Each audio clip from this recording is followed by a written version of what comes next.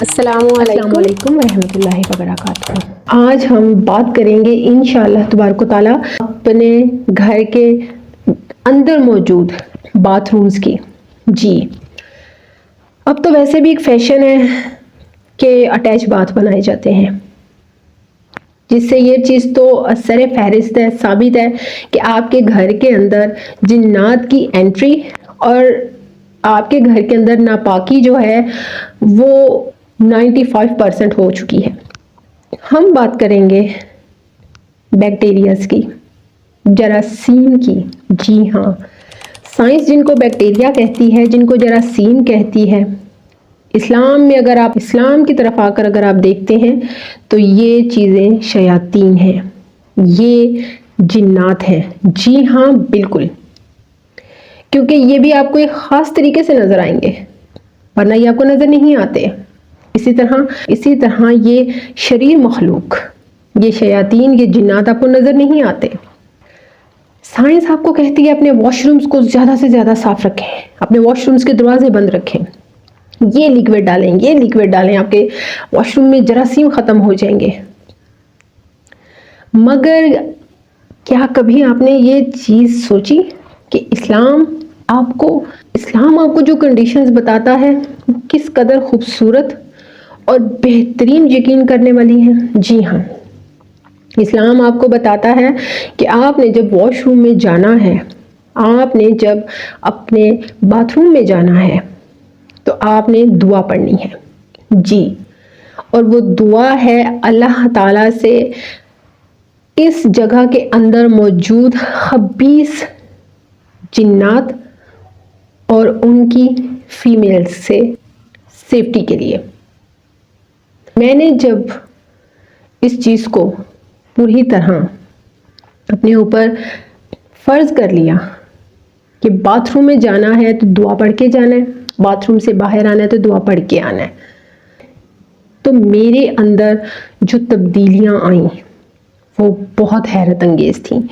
Number 1، میں bath room میں جا کر سنگنگ کرتی تھی، باتھ روم میں جا کے کافی ٹائم آئینے کے سامنے کھڑی رہتی تھی۔ یہاں سے میں اپنی بات ہٹاتی ہوں، آپ دیکھ لیں ہر دوسرا فرد باتھ روم میں بہت ٹائم لگاتا ہے۔ زیادہ تعداد میں لوگ نہانے جاتے ہیں تو یقین کریں آدھا گھنٹہ لگاتے ہیں نہانے میں، جبکہ آپ کو سائنس تو اب کہہ رہی ہے نا جتنی جلدی ہو سکے باتھ روم سے باہر آ جائیں۔ اسلام تو آپ کو ہزاروں سال پہلے بتا چکا ہے کہ باتھ روم میں بلا ضرورت کھڑے مت ہوں۔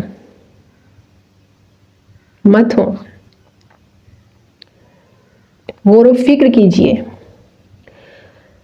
باتھ روم میں جا کر آپ جنات کو بہترین دعوتیں دیتے ہیں۔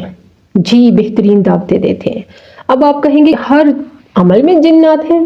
جی بالکل، ہر عمل میں جنات ہیں، کیونکہ جب آپ کا دشمن آپ سے سخت نفرت کرتا ہو تو وہ ہر جگہ موجود ہوگا، اور پھر وہ دشمن جو بھرپور طاقت رکھتا ہو، جو آپ کے خون میں شامل ہو، وہ آپ کو کیسے کسی بھی جگہ پر چھوڑ سکتا ہے؟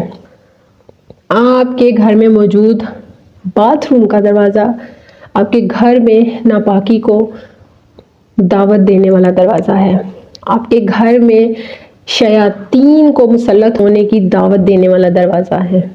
جی، گھر میں موجود کوڑا کرکٹ، گھر میں موجود گندگی کے بعد آپ کے گھر کے باتھ روم کا دروازہ شیطان کے لیے کھلا دعوت کا دروازہ ہے۔ سائنس آج آپ کو کہتی ہے کہ آپ جب واش روم سے نکلے تو دروازہ بند کر دیں تاکہ جراثیم آپ کے کمرے میں نہ آئے۔ جی، یہ تو آپ کو سائنس کہتی ہے نا۔ سبحان اللہ، میرا دین اسلام جو آپ کو ہزاروں سال پہلے بتا چکا ہے، میں اکثر و بیشتر لوگوں کو دیکھا ہے وہ واش روم کے دروازے کھلے رکھتے ہیں، سارے نہ صحیح، ہاف نہ صحیح، تھوڑا سا، یعنی کہ اتنا سا دروازہ بھی کھلا لازمی ہوگا جہاں سے شریر جنات جھانک سکے۔ شکر ادا کیجئے کہ اللہ سبحانہ و تعالیٰ نے ہمارے اور اس مخلوق کے درمیان پردہ رکھا ہوا ہے کہ ہم ان کو دیکھ نہیں سکتے، ورنہ اگر ہم ان کو دیکھ لیں تو شاید ہمارے لیے جینا ہی مشکل ہو جائے۔ ہمارا جینا دو بھر ہو جائے، ہم شاید جی نہ پائیں ڈر سے اور خوف سے۔ اللہ تعالیٰ نے ان چیزوں کو انسان کی آنکھ سے اوجھل تو کیا، مگر کیونکہ یہ انسان کے ہر جگہ ساتھ ہیں تو اللہ تعالیٰ نے ان سے حفاظت کے بہترین راستے اپنے پیارے رسول کے ذریعے بتا دیے۔ یقین کیجئے باتھ روم میں جانے کی دعا اللہ کی پناہ میں آنے کی دعا ہے۔